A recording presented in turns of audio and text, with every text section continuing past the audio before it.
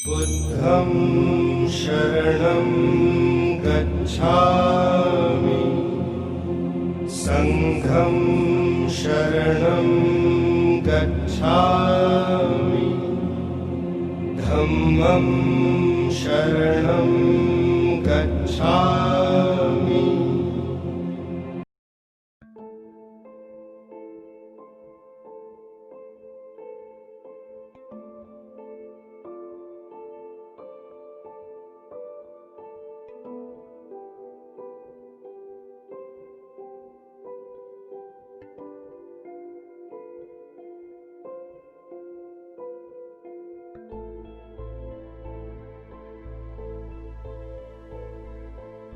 अजी सुनते हो, मैंने तो तुमसे पहले ही कहा था इस लड़की के साथ शादी अपने लल्लू की मत करो, लेकिन मेरी सुनो तब ना अपना ही चलाया करते हो। अरे क्या हुआ बताओ तो सही। सुबह सुबह करेले रस पी लिया है क्या? देखो, बहू के मायके में बेटी ही बेटी हुई है और उनके परिवार में कोई लड़का नहीं है।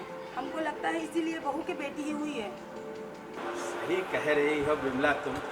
अब मुझे क्या पता था, मैंने तो सोचा था लड़का होगा और हमारे वंश का नाम रोशन करेगा। क्या बताएं, किस्मत ही खराब है जो बेटी पैदा हुई। अरे लल्लू भाई घर पर हैं क्या? अरे कौन है भाई? अरे आपके बचपन का दोस्त भारती। अरे आओ भारती, आओ आओ, बैठो भारती। धन्यवाद लल्लू भाई। और कैसे आना हुआ? अरे लल्लू भाई आप मेरा पुराने बचपन के दोस्त हैं, सोचा आपको मिठाई खिलाता चलूं। अरे भाई किस बात की मिठाई खिलाने चले आए?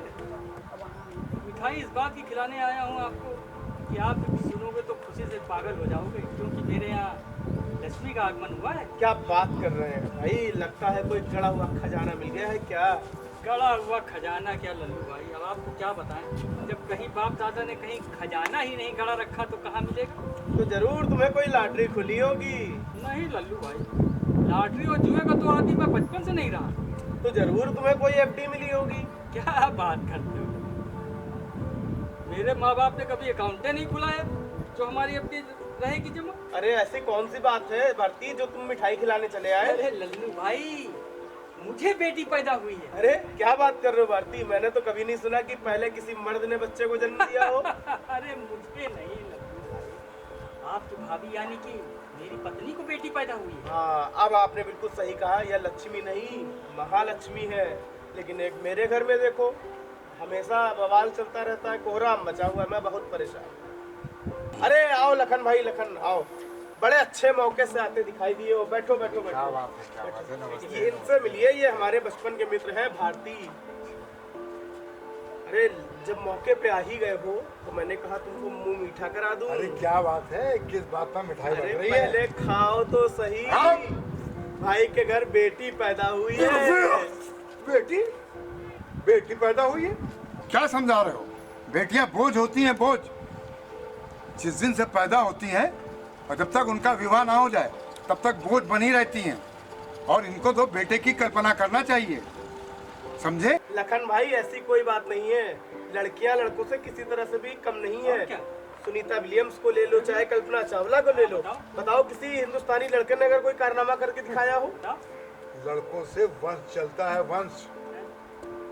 अरे लल्लू भाई, जब तक बेटियां बड़ी ना हो जाएं और पढ़ लिख के काबिल ना हो जाएं, तब तक बोझ बनी रहती हैं, जब तक उनकी शादी ना हो जाए। बेटियां जिस दिन से पैदा होती हैं, जब तक उनका ब्याह ना हो जाए तब तक उन पर खर्च ही खर्च करना है, समझे? और बेटे से वंश चलता है, वंश। तुम्हें तो बेटे की कल्पना करना चाहिए। लखन भाई तुमने सही कहा कि लड़कियां कमा कर नहीं देती, लेकिन या तो भी ना भूलो, जिस बहू को तुम लाओगे वह भी किसी के घर की बेटी होगी। और क्या? बेटा घर का चिराग होता है, समझे? लेकिन बेटी तो दूसरे के घर का भी वंश बढ़ाती है, जरा ये भी तो सोचो। लल्लू भाई आप बिल्कुल सही कह रहे हैं, लड़कियां एक घर का वंश नहीं, दो घर का वंश चलाती हैं, दो घर का। भाई समय बदल गया है, बेटियां अपने माँ बाप पर बोझ नहीं बल्कि उनके बुढ़ापे का सहारा होती है, सहारा। अरे लखन भाई ऐसी ही बात है, तभी तो हमारे देश के प्रधानमंत्री का कहना है बेटी पढ़ाओ और बेटी बचाओ। ऐसी कोई बात नहीं है, इसमें कोई सच्चाई नहीं है। हमें तुम लोग बेवकूफ नहीं बना सकते। अरे लल्लू, अगर बेटियों को ज्यादा सर चढ़ा लो ना तो मान मर्यादा की सीमा नांग सकती हैं, समझे? ऐसा कुछ नहीं है। हाँ, आपका दिमाग सही है लल्लू भाई। हमारा दिमाग सही है लेकिन तुम लोग की समझ में नहीं आएगा। मेरे बेटी पैदा हुई है, आप लोगों को मेरे पे खुशी ही नहीं है कोई। तो इसके माने बेटा वंश नहीं चला था। बात करो तुम लोग, मैं तो चला। नमस्ते नमस्ते। नमस्ते। लड्डू बांटो। चाहिए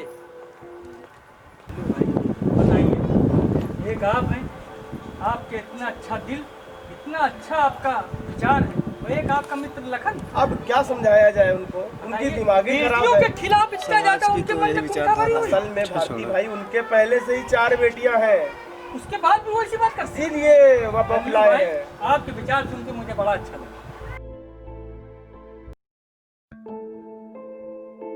बेटी अपने माँ बाप पर बोझ नहीं होती बल्कि स्वर्ग की सीढ़ी होती है। बेटियां नर्क की आग से अपने जन्मदाता को बचाती हैं। यह भी कुल का दीपक है। अगर हमारा समाज इसमें भेदभाव ना करे, अगर समाज में बेटियों के साथ ऐसा भेदभाव होता रहेगा तो वह दिन दूर नहीं जब बेटियों के लिए इस देश में अकाल पड़ जाएगा और दुनिया स्वर्ग से नर्क में बदल जाएगी और पूरी सृष्टि का विनाश हो जाएगा। आवश्यकता है समाज और अपने नैतिक कर्तव्यों का पालन करने की। आवश्यकता है सामाजिक भेदभाव को मिटाने की और अपने सोच में बदलाव लाने की, क्योंकि कैसे खाओगे उनके हाथ की रोटियां जब पैदा ही नहीं होने दोगे बेटियां।